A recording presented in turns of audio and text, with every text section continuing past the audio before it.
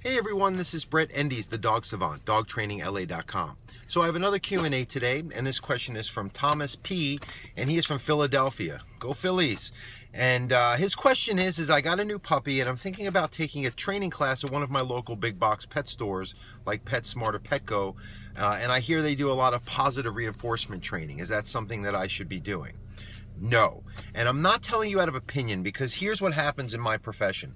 As soon as somebody starts talking about a view that's not what the other person's perception of dogs or methodologies of training is, they start getting this knee-jerk emotional response. And I've done other videos about it because people who I know who are great, solid dog trainers who do nothing but help dogs have been attacked by these people. So that in itself shows me that they don't have as much credence in what they're doing, because their even response is non-objective in terms of what the other person is doing versus giving a valid rebuttal or even seeing merit in what something other than themselves is doing.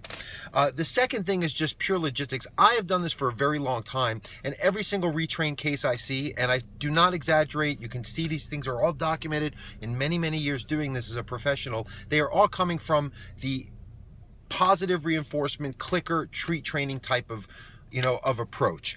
And again, my opinion is not based on what I feel. It's based on me being a pretty rational individual and hearing a lot of unrelated people, again, thousands, tell me the same thing, that the last approaches to training did not work or seem to make the problem worse, and I am the one who comes in and is getting the job done. And in most cases, right off the bat, we're seeing a noticeable improvement, because dogs, it's more about the relationship and how we look within ourselves and how our adjustments equate to our dogs changing their behaviors, bar none. And the positive reinforcement, unfortunately, wants to keep it happy and friendly, but does not want to address what we as humans sometimes have to change for our dogs' needs. And nobody's bad. The dogs aren't wrong. It's just a matter of dogs are dogs, people are people, and some dogs see through us being people, and that frustrates them, causes a lot of anxieties and insecurities in what the relationship is based on, because we get them sometimes for emotional needs, not for the needs to give them a structured, well-guided life, to teach them, especially, again, if they're a dog that is very smart, very hypervigilant, very hypersensitive, and is the most likely candidate to have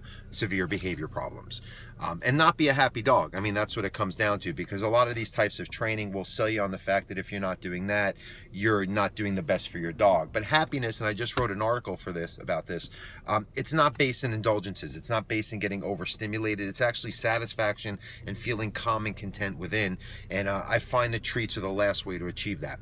The third thing is just, again, another observation I've made is that dogs that have started from treat training as puppies tend to be more likely the cases I see that have this overstimulated association with events in life that leads to the insecurities, again, that causes aggression or reactivity or anxieties. And it's just what I've seen, and I've done the work. I mean, this is not somebody like a lot of these younger trainers, these online trainers who might have the ability to put more stuff on social media.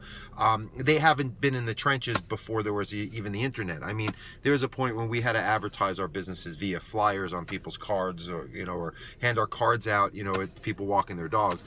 There wasn't online presence or social media or Twitter or Facebook where people can portray themselves as an expert and really have done more than train their own dogs. And again, that's the point I want to make last, is that most of these clicker treat trainers have not had enough dog experience to see the error in their ways, so they're going to be hell-bent in it because they conveniently navigate the cases, and the ones that they can't handle they write off as the dog's fault or the owner's fault, yet they just never are willing to address the issue at hand and do the real work.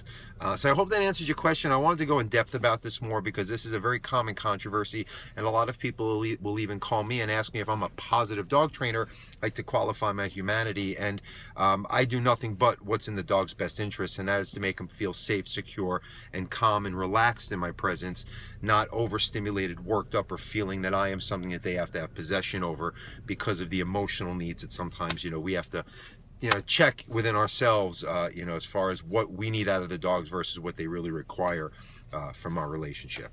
Okay, well, thanks again for watching. Please subscribe. Have a great day. Love your dog. Bye, guys.